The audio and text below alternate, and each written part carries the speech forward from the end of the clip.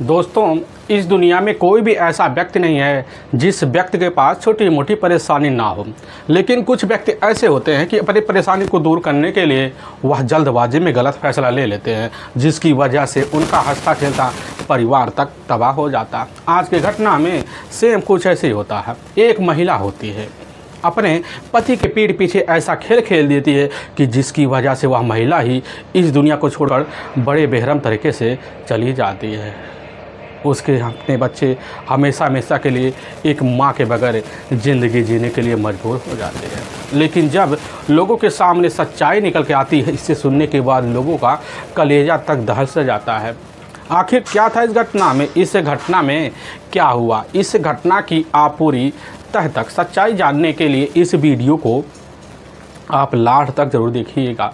नमस्कार दोस्तों, मैं प्रदीप कुमार आपको स्टडी बात चैनल पे मैं स्वागत करता हूं। दोस्तों आज की यह जो सच्ची घटना है, यह घटना सुनाने से पहले मैं आपसे छोटा सा रिक्वेस्ट करना चाहता हूं, क्योंकि आप अगर इस चैनल पर नए हो और पहली बार हो तो एक बार जाकर अपने नहीं प्यारे हाथों से आप इस चैनल को सब्सक्राइब ज़रूर कर दीजिएगा। और साथ में जहां से आज आप वीडियो देख पा रहे हैं उस स्थान का एक बार कमेंट बॉक्स में नाम ज़रूर डाल दीजिएगा, ताकि आपका नाम कल के वीडियो में हम ले सकें। दोस्तों आज की यह जो सच्ची घटना है, यह घटना है ठीक है उत्तराखंड, और उसी का जाना माना धर्मनगरी पड़ता है ऋषिकेश, और उसी का झबरेड़ा एक थाना पड़ता है।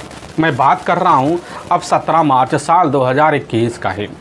अब सुबह का 10 बजे के आसपास टाइम होता है, तो झबरेड़ा थाने के थाना प्रभारी जो होते हैं अब रविंदर कुमार मौके पर अपने थाने में बैठकर कुछ ज़रूरी काजकाज को देख रहे होते हैं। तभी उन्हीं के सामने एक अधेड़ उम्र का व्यक्ति पहुंचता है, हाँफते डाँपते हुए कहने लग जाता कि साहब हमारा नाम है मनोज, साहब हमारी पत्नी रीता, हमारा उम्र लगभग साहब 42 साल के आसपास है, हमारी पत्नी की रीता की उम्र जो 38 साल के आसपास है। तो वहाँ पर थाना प्रभारी कहने लग जाते हैं कि बड़े तसल्ली वक्त है, आप हमारे सामने अपनी बात रखिए, इसमें चिंता की कोई बात नहीं है, बेधड़क अपनी परेशानी हमारे सामने बतलाते रहिए। यह बात जैसे ही अब मनोज सुनता है तो उसके दिमाग पूरी तरह से वहाँ थाना प्रभारी के सामने खुल से जाते हैं। तो कहने लग जाता है कि साहब हम तो यहीं पास जो ईंट भट्टा है उसी में मेहनत मजदूरी करते हैं, अपनी पत्नी अपने बच्चों को लेकर साहब वहीं पास ही रहते हैं। लेकिन साहब कल 2 बजे के आसपास हमारी जो पत्नी होती है रीता, ना जाने कहाँ चली गई, उसका कुछ अता पता नहीं चल रहा है। लेकिन साहब हमें यहीं तक पता चला कि गांव की रहने वाली एक अनुराधा होती है, उसके बैंक में कुछ अर्जेंट काम होता है, तो हमारी पत्नी को अपने साथ लेकर अब निकल गई। लेकिन साहब हमारी पत्नी तो नहीं लौटी, लेकिन अनुराधा जो होती है अपने घर तो लौट गई। लेकिन साहब हम भी उसके घर गए थे, और जब घर गए थे साहब उससे अपनी पत्नी के बारे में पूछताछ भी करते तो कहने लग जाती है तो वह तो रास्ते में ही घर लौट आई थी, और इसके बारे में हमें कुछ नहीं पता है। और थाना प्रभारी मनोज की बात बड़े ध्यान से सुनते हैं, कहने लग जाते हैं आखिर तुम्हें क्या लग रहा है कि तुम्हारी पत्नी के साथ अनहोनी हो सकता है? अगर अनहोनी हो सकता है तो अनहोनी करता कौन हो सकता है? यह बात मनोज सुनता है, कहने लग जाता कि साहब हमें नहीं पता कि हमारी पत्नी का किसी के साथ पहले से गलत व्यवहार था। यह बात थाना प्रभारी अब रविंदर कुमार भी सुनते हैं, उनको यकीन होने लग जाता है कि आखिर जब इधर गीता का किसी के साथ कोई दुश्मनी ना था तो आखिर उसके साथ कोई अहित कैसे कर सकता है। थाना प्रभारी उसी वक्त मनोज के ही कुछ अहम पूछताछ करते हैं। पूछताछ करने के बाद अब रीता का फ़ोटो लेते हैं और रीता का मोबाइल नंबर ले लेते हैं, और दूसरी तरफ मनोज का भी मोबाइल नंबर ले लेते हैं, और वहीं गुमशुदा का मुकदमा अब दर्ज कर लेते हैं। दर्ज करने के बाद अब पुलिस की जो टीम होती है इधर समझा बुझाकर अब मनोज को घर वापस भेज देती है। पुलिस की टीम जाती है अनुराधा के घर से, इधर अनुराधा को अपने कस्टडी में लेती है और लेकर वहाँ पूछताछ जब शुरू कर देती है, अनुराधा बेधड़क पुलिस के सामने कहने लग जाती कि साहब लौटते वक्त रीता यही बात बोल के निकल जाती है, अर्जेंट काम है, हमें बड़ी जल्दी अपने घर जाना है, हमें नहीं पता साहब रीता कहाँ गई। अनुराधा की पूरी बात थाना इंस्पेक्टर भी सुन लेते, उनको भी यकीन हो जाता कि अनुराधा के बाद में ज़रूर सच्चाई है। इधर पुलिस की जो टीम होती है अब जानना चाहती है कि आखिर जो होता है अब रीता किसके साथ कहाँ जा सकती है। इसीलिए पुलिस की जो टीम होती है सबसे पहले आती है। आने के बाद मनोज के घर जाती है, काफ़ी लोगों से, वहाँ पड़ोसी लोगों से पूछताछ करती है। तभी पुलिस की टीम को एक सीसीटीवी फुटेज दिखाई देता है। पुलिस की टीम उस सीसीटीवी फुटेज की जब निगरानी करती है, जांच पड़ताल करती है, तो उसमें साफ साफ दिखाई देता है कि रीता जो होती है अपने ही पड़ोस के रहने वाले अब राजेंद्र सिंह से कुछ बात करती है। लेकिन चंद मिनट के बाद राजेंद्र वहाँ मोटरसाइकिल लेकर बैठता है और इधर रीता को उसी मोटरसाइकिल पर बैठा लेता है, फिर बड़ी तेज़ी से फर्राटे मार कर निकल जाता है। अब पुलिस की जो टीम होती है अब बिना टाइम गंवाए पड़ोस में जाती है, राजेंद्र से पूछताछ करती है। तो राजेंद्र बेधड़क करने लग जाता कि साहब रीता हमारी एक दूर की रिश्तेदार है, उसको कुछ शाम को अर्जेंट काम आन पड़ा था, हमसे यही बात कहती है कि हमें जल्द से बाज़ार ले चलो, कुछ अर्जेंट काम है। लेकिन हम उसको बाइक पे बैठाते हैं और लेकर निकल जाते हैं। लेकिन साहब उसी वक्त हमारे फ़ोन पर हमारे ही रिश्तेदार का फ़ोन आ जाता है और आने की वजह साहब उसको हम रास्ते में छोड़ देते हैं, फिर अपने रिश्तेदार के बुलाव स्थान पर हम चले जाते हैं। साहब हमें नहीं पता रीता आखिर कहाँ जा सकती है। पुलिस की जो टीम होती है अब वहाँ से तो खाली हाथ लौट आती है और इधर तलाशी करने के लिए मुखबिरों को अलर्ट कर देती कि जल्द जल्द अब रीता का पता लगाया जाए। अब रीता के मोबाइल नंबर का पूरा CDR डिटेल, यहाँ तक कि 60 लोकेशन भी निकाला जाता है। लेकिन तब भी जो होता है अब रीता के बारे में कुछ सुराग नहीं मिल पाता है। आखिर पुलिस भी हाथ पे हाथ धरकर बैठ जाती है, आखिर जानना चाहती है कि रीता कौन सी दुनिया में जा सकती है। लेकिन तभी शाम का एकदम टाइम हो जाता है, 5 बजे के आसपास। उसी वक्त एक व्यक्ति के द्वारा थाना प्रभारी को सूचना मिलता है कि जो सैदपुरा है उसी के बगल जो गंगा नहर है उसी में एक व्यक्ति ने एक महिला की डेड बॉडी नहर में तैरते हुए देखा हुआ है। यह खबर अब जैसे थाना प्रभारी रविंदर कुमार को लगता है, उसी वक्त इसकी जो सूचना होता है अब फ़ोन के द्वारा मनोज को दे देते हैं। उनको भी शंका हो जाता है, हो सकता है मनोज की अपनी पत्नी रीता हो। उसी वक्त मनोज जब खबर पाता है, पाने के बाद सबसे पहले अब झबरेड़ा थाने में पहुंचता है और रविंद्र कुमार के साथ जिप्सी में बैठता है और बैठने के बाद इधर सैदापुर की तरफ निकल पड़ते हैं। लेकिन देखते हैं ठीक गंगा नहर के पास काफ़ी लोगों का जमावड़ा लगा हुआ है, डेड बॉडी वहीं साइड में झाड़ी में लटका हुआ होता है। पुलिस की जो टीम होती है अपने सहयोगी की मदद से उस महिला की डेड बॉडी को अब जैसे बाहर निकलती, बाहर मनोज जो होता है अब जैसे देखता दहाड़े मारकर चिल्ला पड़ता है, करने लग जाता कि हमारे तीनों के तीनों बच्चे हमेशा हमेशा के लिए एक माँ के बिना अनाथ हो गए। पुलिस की जो टीम होती है समझ जाते कि बस करो मनोज की अपनी पत्नी रीता ही है। लेकिन पुलिस की टीम जैसे ही अब रीता के बॉडी का वही निरीक्षण करती है तो पता चलता है कि उसके गले पर कोई निशान नहीं होता है, सादे सादे स्वभाव में दिख रही होती है। पुलिस की टीम समझ जाती है कि बस करो या तो पानी में सांस फूलने की वजह से रीता की मौत हुई है या बाहर सांस फूलने की वजह से ही मौत हुई है। पुलिस की जो टीम होते हैं इधर रीता के बॉडी का अब वही पंचनामा भरती है। पंचनामा भरने के बाद उठाकर अपने ही नज़दीकी अब जो सरकारी अस्पताल होता है उसी में पोस्टमार्टम के लिए भिजवा देती है। और पुलिस का जो शंका होता है या मनोज के तहरीर पर जाकर अब राजेंद्र के ऊपर टिक जाता है। और उसी वक्त पुलिस की टीम बिना टाइम गंवाए और राजेंद्र के घर पहुंचती है और राजेंद्र तो फरार निकलता है। पुलिस की टीम समझ जाती है कि बस करो सीधा का सीधा राजेंद्र का हाथ है, क्योंकि राजेंद्र को पता लग चुका होता है कि पुलिस को महिला की डेड बॉडी बरामद हो चुकी है। अब पुलिस की जो टीम होती है मुखबिरों को अलर्ट कर देती है और मुखबिर भी लग जाते हैं। तभी पता चलता है लगभग रात का 10 बजे के आसपास टाइम। इस समय राजेंद्र जो होता है गांव के बाहर एक टिब्बिल है, उसी टिब्बिल में जाकर मौके पर अब छिपा हुआ है। पुलिस की टीम जैसे ही पहुंचे तो उसी वक्त गांव से कुछ दूरी पर एक व्यक्ति की परछाई दिखाई देता है जो भाग रहा होता है। पुलिस की टीम धर दबोचती है उस परछाई की मदद से और पता चलता वह राजेंद्र है। पुलिस की टीम लेकर थाने पहुंच जाती है और जैसे राजेंद्र से पूछताछ किया जाता तो पहले 3-4 बार बड़ी नुकुर की बात करता है। अब थाना प्रभारी अब रविंद्र कुमार उसके हाव भाव को देखकर समझ जाते हैं। अब इधर राजेंद्र कोई ऐसा साधारण मुजरिम था नहीं जो पुलिस के सामने ज़्यादा देर अब टिक सके, जिसकी वजह से बड़ी जल्दी टूट जाता और रीता के हत्या का जुर्म बड़ी जल्दी कबूल कर लेता। लेकिन पुलिस के सामने जो सच्चाई रखता है इसे सुनने के बाद लोगों का जो कलेजा होता है दोस्तों अब वह थर्रा सा जाता है। असल में झबरेड़ा के पास एक जाना माना ईंट भट्ठा पड़ता है। उसी ईंट भट्ठे में काम करने वाला अब राजेंद्र सिंह होता है। उसके परिवार में उसकी अपनी पत्नी होती है, लेकिन राजेंद्र के अब टोटल 3 बच्चे होते हैं, जिसमें बड़ी बेटी अब प्रिया होती है जिसकी उम्र लगभग 21 साल के आसपास होता है और छोटी बेटी श्रेया होती है जिसकी उम्र लगभग 18 साल के आसपास होता है। एक मझिला बेटा होता है जिसकी उम्र 19 साल के आसपास होता है। लेकिन राजेंद्र जो होता है मौके पर उसी ईंट भट्टे में काम कर कर अपने परिवार का जिम्मेदारी बड़े ही खूबसूरत तरीके से उठाया करता था, पारिवारिक खर्चा तो तरीके से चलाया करता था। और उस ईंट भट्टे में काम करते करते राजेंद्र को इधर 20 साल का वक्त बीत जाता है। लेकिन उसी ईंट भट्टे में एक और मेहनत मजदूरी करने वाला नवयुवक लड़का होता है। वह लड़का कोई और नहीं होता, मनोज ही होता है। अब मनोज की अपनी पत्नी भी होती है रीता। लेकिन मनोज के 2 ही बच्चे होते हैं।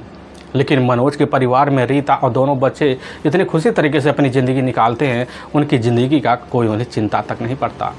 वक्त बड़ी तेज़ी से भागता है। लेकिन मनोज की ज़िंदगी में एक ऐसा वक्त आ जाता है कि जब भी वह शाम के टाइम लौटता तो शाम के टाइम लौटने के वक्त उसका जो शरीर होता पूरी तरह से थकान भरी महसूस करता। लेकिन जैसे ही मनोज अब चारपाई पे जाता थोड़ी देर बाद अब निडाल हो जाता। लेकिन रीता जैसे ही करीब जाती अब वह सोचती क्यों ना कुछ अपने सुख मिटाया जाए। और मनोज से जैसे कोशिश करती तो मनोज थका होने बहाना मारकर वहीं शांत हो जाता। इधर रीता समझ जाती कि बस करो, जो शादी से पहले हमें सुख मिल रहा था, बाद में मिल रहा था, वह सुख अब हमें नहीं मिल पाएगा।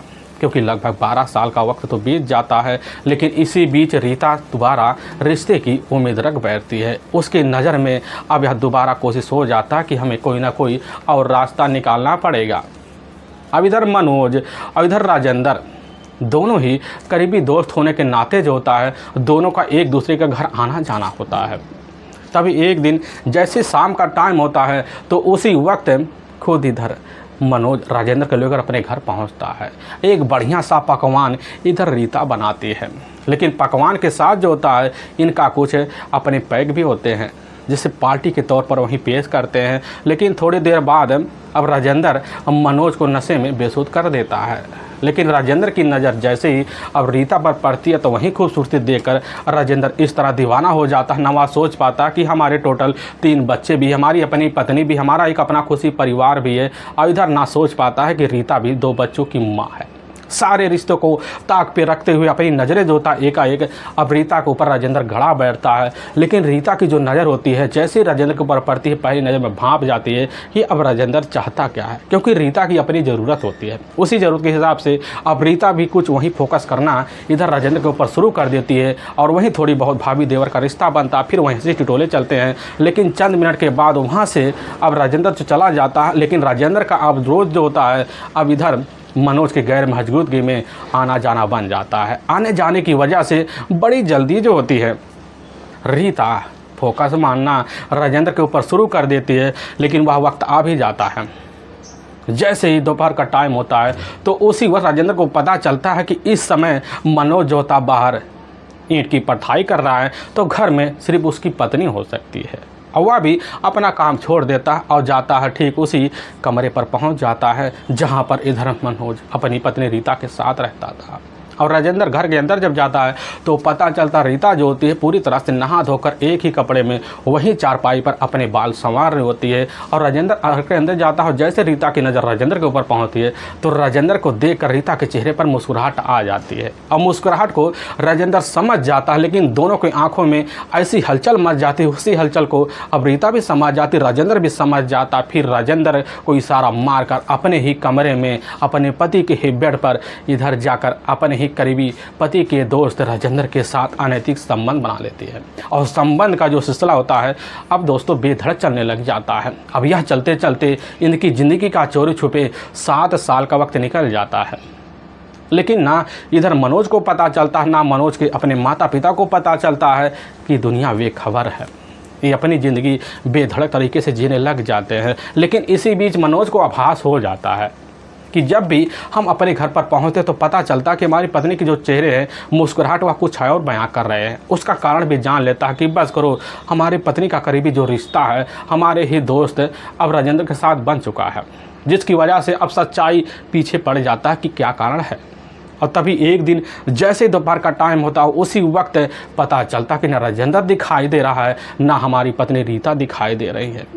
और वहीं से सारा काम छोड़ता है। अब मनोज जैसे ही कमरे में जाता है तो दरवाज़ा तो होता नहीं है, बेधड़क अंदर घुस जाता। सारा नज़ारा देखकर दंग सा रह जाता क्योंकि वहीं पर उसकी अपनी पत्नी और उसका अपना दोस्त राजेंद्र एक ही साथ पति पत्नी के रिश्ते की तरह पड़े हुए हैं।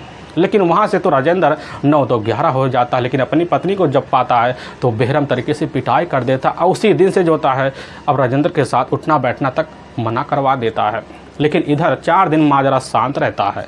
लेकिन इसी वक्त इधर मनोज के घर वालों का बुलावा आ जाता है। पता चलता है कि मनोज के पिता का तबीयत खराब हो चुका है, जिसकी वजह से मनोज अर्जेंट अपने गांव निकल जाता और बेधड़क तरीके से राजेंद्र और रीता अपनी ज़िंदगी जीना शुरू कर देते हैं। और जैसे 1 हफ्ते का वक्त बीतता है, बीतने के बाद खुद कोरोना का वक्त आ जाता है। साल 2020 का मार्च का वही महीना होता है। उसी महीने में पूरी तरह से पाबंदी लग जाती, सारे काम ठप पड़ जाते हैं। इन दोनों के रिश्ते में कोई कमी नहीं होता है। अब एक दिन जैसे ही शाम का टाइम होता है, उसी वक्त राजेंद्र अपने रिश्ते को अंजाम देकर जैसे ही उठता है तो उसी वक्त इधर जाती है रीता कहने लग जाती है कि अब हम चाहते हैं अपनी बची खुची जो ज़िंदगी है तुम्हारे साथ एक पत्नी की तरह बिताए। और लेकिन जैसे ही आप बात सुनता है राजेंद्र पूरी तरह से दंग सा रह जाता, कहने लग जाते एक बार अपनी उम्र तो देखो, हमारी उम्र तो देखो, हमारे भी अपने 3 बच्चे हैं और तुम्हारे भी 2 बच्चे हैं। आखिर अब इस तरह आगे रहते हुए हमारे तुम्हारी शादी कैसे हो सकते हैं। रीता भी कहने लग जाती है कि आखिर यह बात तो तुम्हें पहले ही सोचना था। लेकिन इधर रीता तरह तरह की बात करती है। राजेंद्र भी समझ जाता कि बस करो, अब रीता हमारी पीछा छोड़ने वाली नहीं है। जिसकी वजह से जब कभी भी इधर राजेंद्र और रीता एक दूसरे के सामने पड़ते तो रीता बेधड़क शादी के लिए दबाव मानना शुरू कर देती।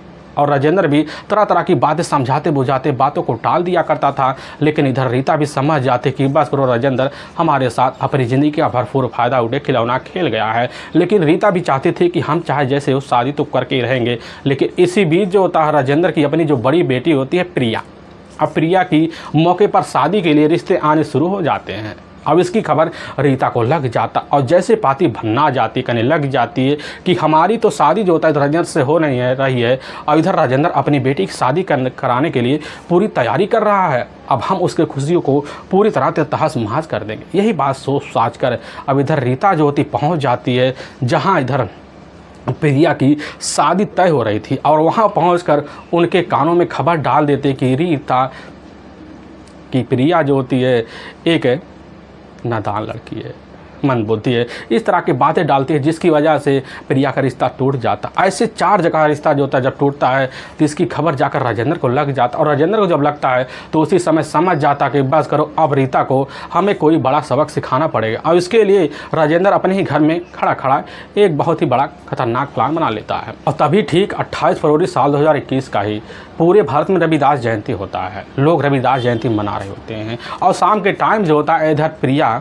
की अपनी जो छोटी बहन होती है और मौके पर श्रेया गांव की तरफ जा रही होती है। तभी उसी वक्त रीता का अपना बड़ा बेटा होता है अब गौरव रास्ते में से निकल रहा होता है। तभी ना जाने कैसे हाथ जो होता है श्रेया के ऊपर लगा देता है। तो उसी वक्त श्रेया जो होती बड़ी तेज से चीख पड़ती है, जिसकी वजह से अब वही काफ़ी लोग इकट्ठा हो जाते हैं। लेकिन गौरव वहाँ से 9 तो 11 हो जाता है। अब श्रेया घर पहुँचती है। अब इसकी खबर अपने पिता राजेंद्र को देती। जब राजेंद्र खबर पाता है तो सन से रह जाता, कहने लग जाता कि बस करो, अब हमें रीता को बहुत ही खतरनाक तरह से सबक सिखाना पड़ेगा।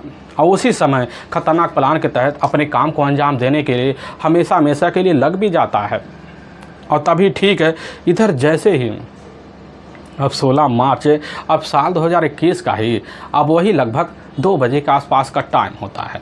तो उसी वक्त इधर खुद राजेंद्र रीता के पास फ़ोन कर देता है, कहने लग जाता है कि हमारे कुछ अपने कस्टमर हैं, वह कस्टमर हमें 20,000 रुपया देना चाहते हैं। और वह पैसे हमें इसी वक्त जो होता है सीधा का सीधा मंगलौर के ही एक जाना माना बाजार है उसी में बुलाए हुए हैं और तुम्हें वहीं आना पड़ेगा, वहीं पैसा मिलेगा। लेकिन यह बात जैसे ही सुनती है, सुनने के बाद एक लालचपन या मजबूरी की वजह से रीता तैयार हो जाती है। और जैसे ही अब 3 बजे के आसपास के टाइम होता है तो राजेंद्र अपनी मोटरसाइकिल निकालता है। निकालने के बाद सीधा का सीधा इधर जाकर रीता के कमरे के सामने खड़ा हो जाता है और रीता को अपनी मोटरसाइकिल बैठाता है। और बैठाने के बाद 3-4 बात करते हुए दोनों रास्ते में चल पड़ते हैं। लेकिन चलते चलते अब सैदापुर की तरफ बढ़ पड़ते हैं। और जैसे सैदपुरा की तरफ बढ़ पड़ते हैं तो ठीक वहीं गंगा नहर भी होता है। और देखते 7 बजे के आसपास टाइम हो गया है तो राजेंद्र वहीं अब इधर रीता को उतार देता, कहने लग जाते हैं कि एक बार तुम नीचे उतरो, आज हम तुम्हें ऐसा सरप्राइज़ देंगे तो तुम्हारी ज़िंदगी में 4 चाँद लग जाएगा। और रीता भाई उतर जाती है। उतरने के बाद इधर राजेंद्र कहने लग जाता है हम तुम्हें 20,000 रुपये अभी निकाल के दे रहे हैं, लेकिन तुम्हें एक बार अपना मुँह जो होता है नहर की तरफ करना पड़ेगा। और रीता बड़ी नादानी तरफ से इशारा समझ जाती है और रीता वहीं अपने सर को नहर की तरफ कर देती है, लेकिन पीछे खड़ा हुआ राजेंद्र होता है और राजेंद्र उसी वक्त अब इधर रीता के गले में लगी हुई चुन्नी बड़ी तेज़ से अपने हाथों से खींचना शुरू कर, जिसकी वजह से थोड़ी देर बाद रीता की वहीं हमेशा हमेशा के लिए मौत हो जाती है।